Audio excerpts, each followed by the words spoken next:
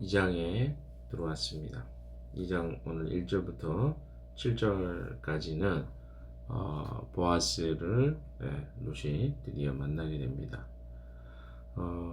제가 계속 이야기 드렸던 것처럼 룻기는 그냥 간단한 사랑 이야기라고 생각하기에는 이 본문의 내용이라든가 또 룻기가 가지고 있는 이 구약 성경의 독특함을 봤을 때 간단치 않습니다. 그냥 사랑 이야기라고 치부하기에는.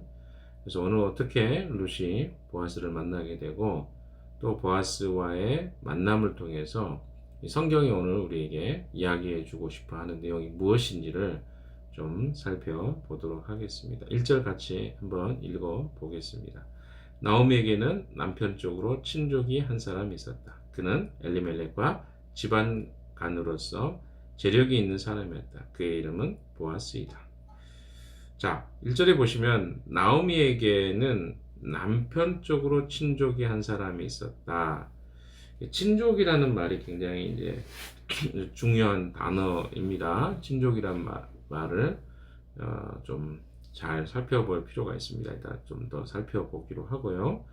근데 그 친족이 어떤 친족이냐면 엘리멜렉과 지방간으로서. 그러니까 나오미 입장에서 봤을 때는 결혼하기 전에는 알지 못했던 사람인데 이제 엘리멜렉과 결혼하고 나서부터 결혼 후에 이제 알 수 있게 된 사람이죠. 남편 쪽 집안 사람입니다. 정확하게 그 사람이 어느 정도 사람인가는 표현되어 있지 않습니다. 그러나 남편 쪽 사람이라는 것 정도만 알 수 있습니다. 그리고 재력이 있는 사람이다.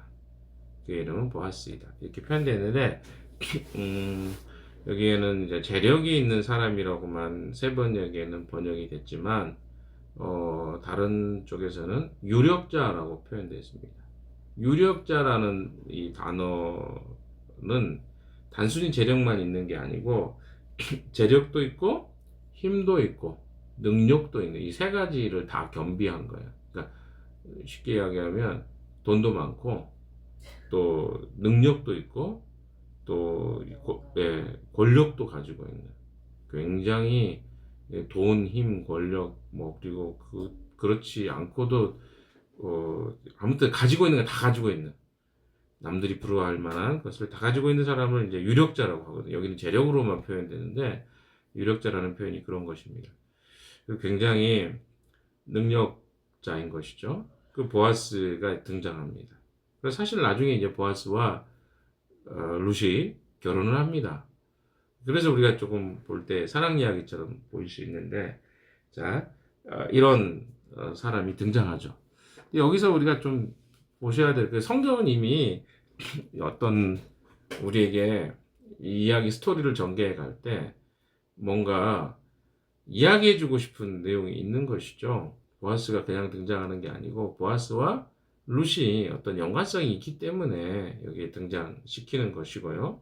그래서 뭔가 그 룻과 어떤 연관성이 있겠다라고 하는 것들을 우리에게 조금 미리 좀 주지시켜주는 바가 있습니다. 자, 또한 2절에 보시면요. 어느 날 모압 여인 룻이 나오미에게 말하였다. 밭에 나가볼까 합니다. 혹시 나에게 잘 대하여주는 사람을 만나면 그를 따라다니면서 떨어진 이삭을 주울까 합니다. 나오미가 룻에게 대답하였다. 그래, 나가봐라. 자, 여기 보시면 이제 이 성경에서 참 신기하게 어떤 표현을 할 때 이 서술된 표현들이 우리에게 좀 주목해 봐야 될 내용들이 있습니다. 그 중에 하나가 이제 모압 여인 룻이 나오미에게 말하였다. 그리고 6절에도 보시면 일꾼 중에 감동하는 젊은이가 이야기하죠. 그가 뭐라고 표현합니까? 룻에 대해 표현할 때 저 젊은 여인은 나오미와 함께 모압 지방에서 돌아온 모압 사람입니다. 그러니까 의도적으로 모압이라는 표현을 계속 써요. 그러면 무슨 의미가 여기에도 깔려 있지 않겠습니까? 모압이라는 표현을 굳이 룻이 이제 이스라엘에 유다로 돌아왔으니까 어때요? 그런 표현 안 써도 되잖아요. 그러나 의도적으로 성경은 모압 여인 룻이라는 표현을 자꾸 씁니다. 의도가 있는 거예요. 그리고 이 장면에 대한 부분을 우리가 이제 어쨌든 스토리가 전개가 되는 거니까 처음에 시작했던 것처럼 나오미가 굉장히 주인공으로 언급이 됐습니다. 나오미의 관점에서 룻의 이야기가 전개가 되는데 여기에 스토리의 전개는 나오미가 초점은 아니에요. 나오미를 통해서 룻을 이야기하지만 결국은 성경이 이야기해 주고 싶고 스포트라이트를 비춰주고 있는 것은 전부 룻이라는 여인입니다. 그래서 어떤 부분에서는 이 나오미에 대한 이야기들은 굉장히 간략하고 필요하기 때문에 언급이 될 뿐이지 대부분의 이야기들은 누구의 이야기로 전개가 되냐면 룻이 중심 인물로 전개가 됩니다. 그래서 예를 들어서 이런 거죠. 자, 나오미가 등장을 합니다. 2절에. 그러나 나오미가 룻에게 대답하는 것은 무엇입니까? 룻이 이야기하는 건 굉장히 길고요. 나오미의 이야기는 굉장히 짧습니다. 자, 보세요. 룻이 이런 이야기를 하죠. 나오미에게 밭에 나가볼까 합니다. 혹시 나에게 잘 대하여주는 사람을 만나면 그를 따라다니면서 떨어진 이삭을 주울까 합니다. 자, 나오미가 룻에게 대답합니다. 그래, 나가봐. 그러니까 룻은 굉장히 긴 이야기를 하는데 나오미는 아주 짧게 이야기합니다. 이게 우리가 생각할 때 나오미에 대한 굉장히 오해가 생길 수 있어요. 왜냐하면 아니 며느리는 지금 일하러 나가겠다고 하는데 나오미는 뭐야? 나오미는 왜 같이 안 가는 거야? 뭐 기타 등등. 혹은 뭐 너무 아무리 늙었다 그래도 뭐 40대 중반, 뭐 50대 초반밖에 안 될 것 같은데 뭐 이런 여러 가지 생각들이 이제 들 수 있잖아요. 근데 이것은 이 성경이 스토리를 전개할 때 지금 나오미가 중심이 아니고 누구에게 포커스가 맞춰져 있습니까? 룻에게 어떤 포커스가 맞춰져 있기 때문에 나오미에 대해서 너무 많은 생각할 필요는 없다는 것이죠. 자, 그러면 룻이 했던 이야기를 중점적으로 해서 좀 다시 한번 이야기를 생각해 봅시다. 자, 룻은 어떻습니까? 밭에 나가볼까 합니다. 이렇게 이야기를 합니다. 근데 그 밭이 우연히도 무슨 밭이에요? 예, 참 놀랍게도 그 밭이 보아스의 밭입니다. 이런 어떤 보아스의 밭이라든가 이런 이야기를 들어보면 신기하다 뭐 이런 생각을 할 수 있겠지만 거기에 담겨져 있는 어떤 하나님의 인도하심 또 섭리, 그러니까 우연이라고 표현되어 있긴 하지만 하나님의 섭리에 대한 부분들을 좀 살펴볼 필요가 있겠습니다. 자, 그런데 먼저 우리가 하나 더 살펴봐야 될 것은 밭에 나가볼까 합니다. 근데 이 밭에 나간다는 의미는 성경에 이런 표현들이 한 두 군데, 세 군데 정도 나와 있는데요. 그러니까 가난한 사람들을 위해서 이삭 줍기를 할 수 있도록 이스라엘 백성들은요, 가난한 사람들을 위해서 특별히 밭에 소출을 수확할 때 이삭을 다 거두지 말고 반 모퉁이 쪽에 이삭들을 남겨둘 것, 다 베지 말아라 라고 하는 어떤 그런 율법적인 내용들이 있습니다. 그 레위기에도 이런 표현이 나오는데요. 제가 한번 읽어보겠습니다. 레위기 19장 9절 10절에 이렇게 말하죠. 너희가 너희 땅에서 곡식을 거둘 때 너는 반 모퉁이까지 다 거두지 말고 내 떨어진 이삭도 줍지 말며 내 포도원의 열매를 다 따지 말며 내 포도원에 떨어진 열매도 줍지 말고 가난한 사람과 거류민을 위하여 버려두라. 나는 너희의 하나님 여호와이니라. 그러니까 하나님이 율법적으로 그 반 모퉁이라든가 또 그 밭을 베다가 특별히 곡식을 베다가 남아있는 알곡들을 다 주워 가지 말으라고 합니다. 왜? 가난한 사람들을 위해서 하나님이 그들에게 이 특별히 보호하기 위해서 이런 율법적 제도를 만들어 놨습니다. 또한 신명기에도 이렇게 표현되어 있습니다. 24장 19절에서 21절에는 내가 밭에서 곡식을 벨 때 그 한 몫을 밭에 잊어버렸거든. 다시 가서 가져오지 말고 나그네와 거와 가부를 위하여 남겨두라.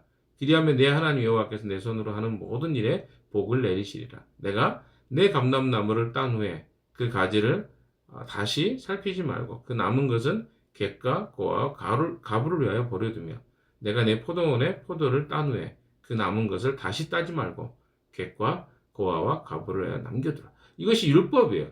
그래서 지금 자 보십시오. 모압 여인인 룻이 무슨 생각을 한 거예요? 제가 이야기를 어제 드렸죠. 이 선택, 유다 땅에 산다는 것은요, 이 룻이 단순하게 그냥 사는 정도가 아니라 이방 여인이 이스라엘의 율법을 어떻게 하는 거예요? 공부하고 다시 배우고 완전히 복잡한 어떤 유다사의 규율이나 이런 것을 따르겠다는 것을 결정한 거거든요. 그럼 여기 보면 밭에 나가 볼까 합니다라고 하는 것은요, 이미 이 룻이 이 유다사회에 이해하고 있어야 되는 이런 율법이라든가 성경의 이야기를 알고 있었다라고 이해될 수 있는 것이죠. 제가 그냥 말하는 게 아니에요. 왜? 이런 근거에 의해서 밭에 나가서 지금 어떻게 하는 거예요? 이삭을 주어볼까 합니다. 근데 여기 보시면 혹시 나에게 잘 대하여주는 사람 만나면 이게 뭡니까? 헤세드예요. 하나님의 자비와 은혜를 구해 주셔서 내게 그런 좋은 사람을 만나게 된다면 이라는 표현이죠. 반드시 얻겠다 그게 아니라 그런 은혜를 내가 받게 된다면 이라는 표현입니다. 그러니까 모압 여인인데 제가 계속 이야기 드리잖아요. 이 당시의 특성상 이스라엘 사람들이 그런 하나님의 말씀이라든가 하나님을 충성스럽게 생각하고 여기고 살아가는 삶이 거의 사라져버렸던 시대에 이 모압 땅에서 이스라엘로 유다로 이주 온 이 룻이 그런 이야기를 하고 있는 것입니다. 그를 여기 뒤에 보시면 2절에 그를 따라다니면서 떨어진 이삭을 주울까 합니다. 나오미가 롯에게 대답합니다. 그래 나가봐. 나오미는 이제 그런 소망과 이런 것들 잃어버리고 안 나가잖아요. 근데 누구는 나가는 거예요? 롯은 굉장히 제가 봤을 때 롯은요 적극적인 여인이었던 것 같습니다. 그러니까 생각도 대단히 우리가 뭐 주인공이어서 그렇게 칭찬하려고 하는 게 아니라 롯이 굉장히 적극적이에요. 그러니까 자기 의사가 분명한 거죠. 왜? 나오미를 따를 때도 울면서 거부합니다. 시어머니가 돌아가란 말을 3번이나 했는데 거부해요. 굉장히 적극적이에요. 그러니까 마지막 뭐죠? 그 반대로 자기의 동서였던 오르바죠. 이 여인은 어떻게 합니까? 그냥 한 번 이야기하고 두 번째 이야기하니까 내 마음에 숨겨졌던 생각들을 행동으로 옮기죠. 그러나 룻은요 정말 적극적인 여인이었던 것 같아요. 그렇게 완강하게 시어머니가 3번이나 돌아가라고 이야기하는데 너의 결여와 민족과 신에게 돌아가라고 했을 때 어떻습니까? 그건 그렇게 하지 마십시오. 어머니의 민족이 내 민족이 될 것입니다. 어머니의 하나님이 내 하나님이 될 것입니다. 이건 굉장히 적극적인 태도거든요. 근데 여기 와서도 그렇습니다. 유다 땅에 와서도요. 그냥 그 상태로 뭐 어떻게 보면 자기 자신이 굉장히 비참한 여인일 수 있잖아요. 정체성 오늘 이제 제가 저녁에 강의하겠지만 룻이라는 여인은요. 비록 그가 이방의 여인이었습니다. 그러면 어떨까요? 시어머니가 같이 안 나가고 혼자 지금 어때요? 지금 이스라엘 사람들이 곡식 타작하는 곳에 가는 거 아닙니까? 그럼 이방 여인인 룻이 어떤 모습이었겠어요? 아니 사람들이 그렇게 지칭하잖아요. 모압 땅에서 온 나오미가 모압에서 했건 모압 여인이다 이 말을 하면 그 시선이 어떻겠냐고요. 굉장히 불편했을 거예요. 그리고 외모도 그렇고 또 편견 그리고 각양각색의 사람들의 표정 이런 것들을 의식했으면 절대 못 나갑니다. 아마 여러분 같으면 그렇게 하지 않겠어요? 어머니 아니면 전 못 나갑니다. 어떻게 제가 모압에서 왔는데 사람들이 저를 어떻게 봐요? 어머니 절대 못 가요. 내가 굶어 죽어도 못하면 자존심 상해서 못 갑니다. 이렇게 하지 않았을까요? 제가 그냥 상상하는 게 아니라 한번 생각해 보십시오. 이방 땅에 이방의 여인이 어떻게 보면 이방인들이죠. 유다 사람들, 그 모압 여인이겠어. 그런데 와서 거기서 섞여간다는 거. 그리고 특별히 배타성이 강한 유대 민족 안에 자기 혼자 나가서 밭에서 유대인들처럼 은혜를 구하고. 근데 보십시오. 이 밭에 은혜를 구하고 곡식을 구하는 것은요, 가장 가난한 사람들이 하는 거예요. 그러니까 생각해 보세요. 이방 땅에 와서 가장 불쌍한 과부에다가 또 어때요? 가장 가난한 사람들이만 하는 이삭 줍기를 하는 이 일에 이 룻이 적극적으로 갈 수 있을까요? 어려웠을 것입니다. 그런데 이 여인은 아주 적극적으로 시어머니 없이도 혼자 가서 그 일을 할 것들을 결정합니다.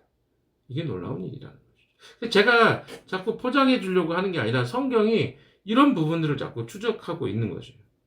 아주 적극적입니다. 그리고 어찌되었든 건강한 이 정체성을 가지고 있는 것들을 보게 됩니다. 자, 3절부터 보십시오. 그리하여 룻은 밭으로 나가서 곡식 거두는 일꾼들을 따라다니며 이삭을 주었다. 그가 간 곳은 우연히도 엘리멜렉과 지방간인 보아스의 밭이었다. 자, 성경에서는요, 참 신기하고 우연이죠. 우연입니다. 이게 어떤 계획을 가지고 보아스의 밭에 가야 되겠다. 룻이 그렇게 간 게 아니에요. 그러니까 의도적으로 간 게 아니고 아까 2절에 이야기하고 있는 것처럼 혹시 나에게 잘 대하여 주는 사람을 만나면 못 만나면 어떠는 거예요? 안 되겠죠. 잘 만나면 그를 따라다니면서 떨어진 이삭을 주울까 합니다. 이런 말이거든요.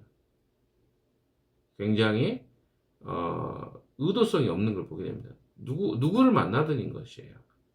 그런데 우연히 누구를 만나죠? 친족인 보아스를, 엘리멜렉과 친족인 보아스의 밭에 가게 된 거예요. 그러니까 세상의 사람들은 이것을 뭐라고 표현하죠? 우연이라고 표현합니다. 그러나 하나님의 사람들은 뭐라고 표현하죠? 이것을 하나님의 섭리라고 표현합니다.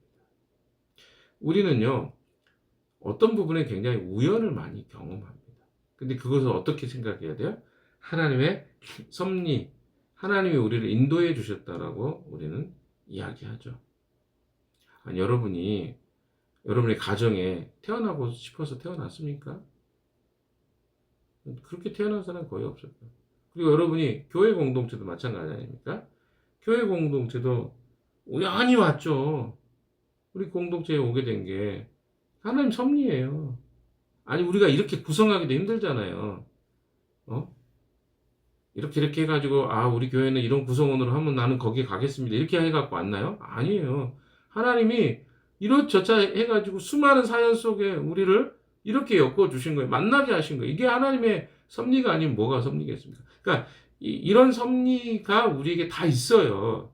그래서 우리가 공동체도 이루고 교회를 이루고 그래서 하나님의 사람들로 살아가는 겁니다.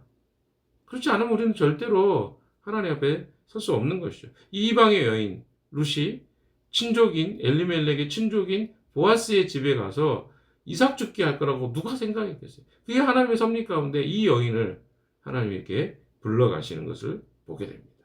자, 4절도 읽어봅시다. 그때 마침 보아스가 베들레헴에 성읍에 왔다. 그는 주님께서 자네를 하기를 비내하면서 곡식을 거두고 있는 일꾼들을 격려하였다. 그들도 보아스에게 주님께서 주인 어른께 복을 베푸시기 바랍니다 하고 인사하였다. 그러니까 수많은 섭리가 있는데 보아스가 부자다 보니까 뭐예요?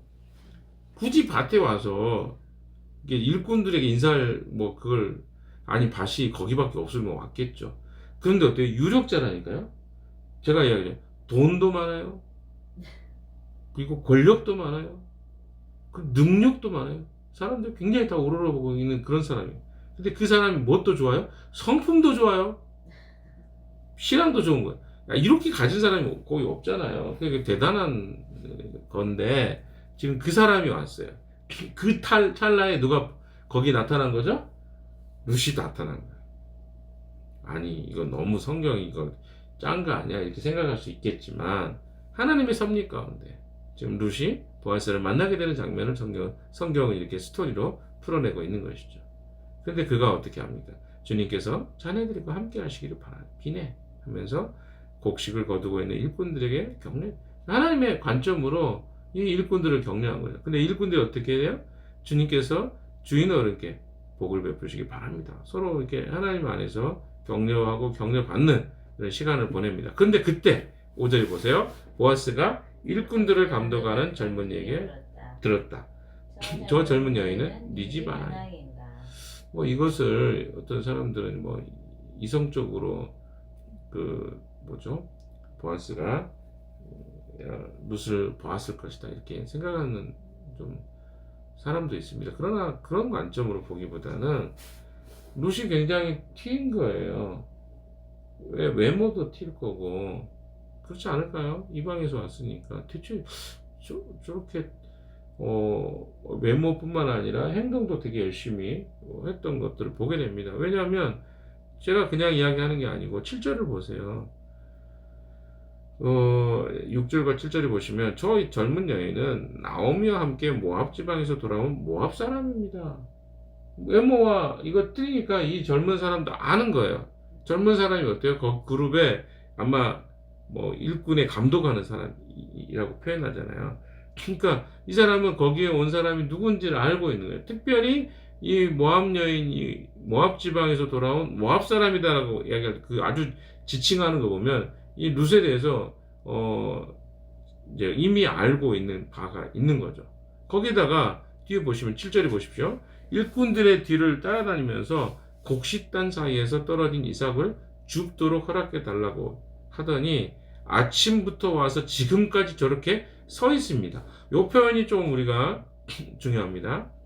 아까 여기 밭집에서 잠깐 쉬었을 뿐입니다. 밭집이라는 것은 이제 여러 가지 의미가 있겠지만 일단 그건 나중에 그렇게 중요한 내용은 아니니까요. 밭집에서 뭘 쉬었는지는 모르겠지만 이게 무슨 말이에요? 자, 유대 사람들은 이런 방식으로 그 곡식을 얻어갑니다. 가난한 사람들이. 자, 어떻게 곡식을 얻어가냐면 보통은 이제 사람들이 낫을 뱁니다. 낫질을 하죠. 먼저 낫질을 해요. 그리고 나면 뒤에 따르는 사람이 어떻게 해요? 이 곡식단을 가슴에 안고 묶습니다. 그리고 날라요. 그리고 나면 어떻게 해요? 곡식의 나달이 바닥에 떨어진 것을 가난한 사람들이 이제 어때요? 주워가는 거죠. 이런 형태가 바로 일반적인 일의 형태예요. 자, 그런데 여기에 보시면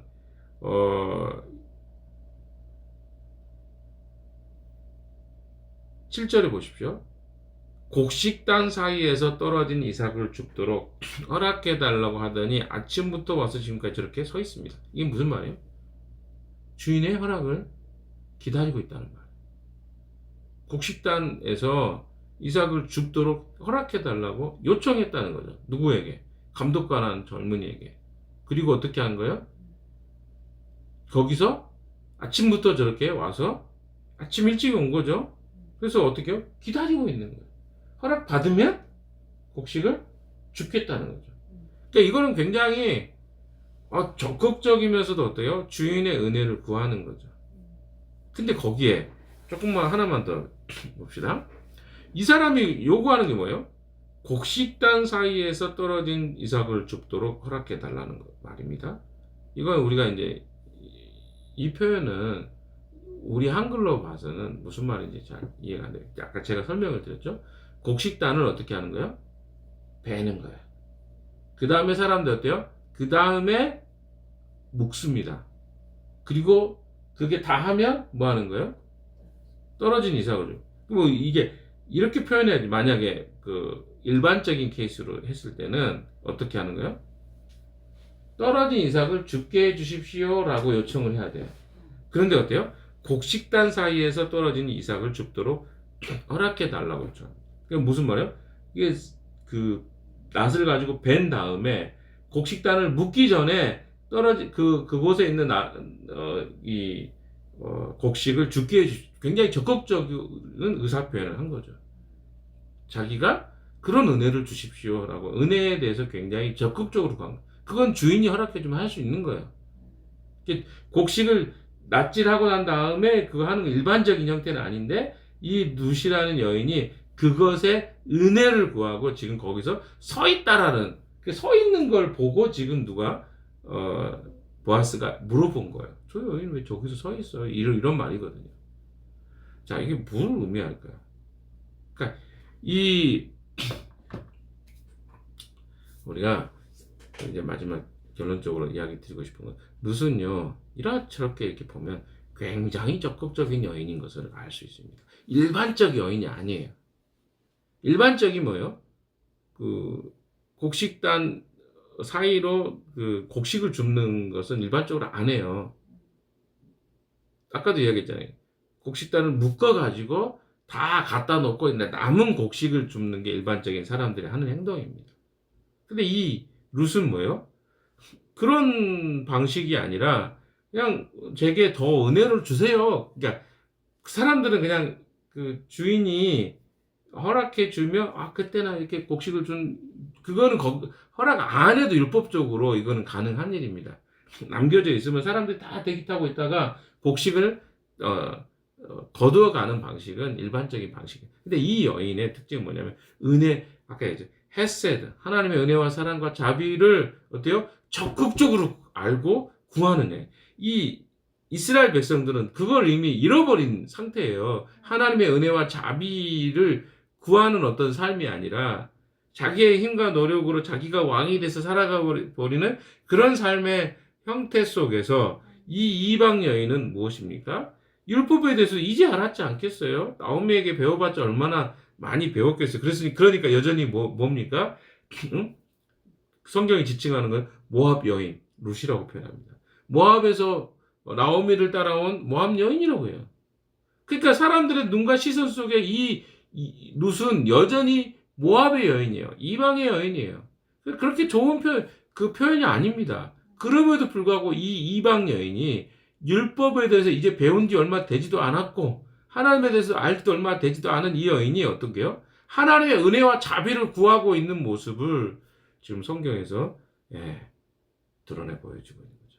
잃어버린 이스라엘의 하나님을 향한 마음을 이 여인은 하나님의 자비와 은혜를 이스라엘 사람들은 그냥 안 주시면 그냥 나는 그렇게 살게 이렇게 하는 그 분위기 속에서 적극적으로 그 주인이 은혜를 주면 나는 더 적극적으로 이 곡식들을 더 가져가겠습니다 라고 하는 그런 요구를 하고 있는 모습을 보게 되는 것이죠.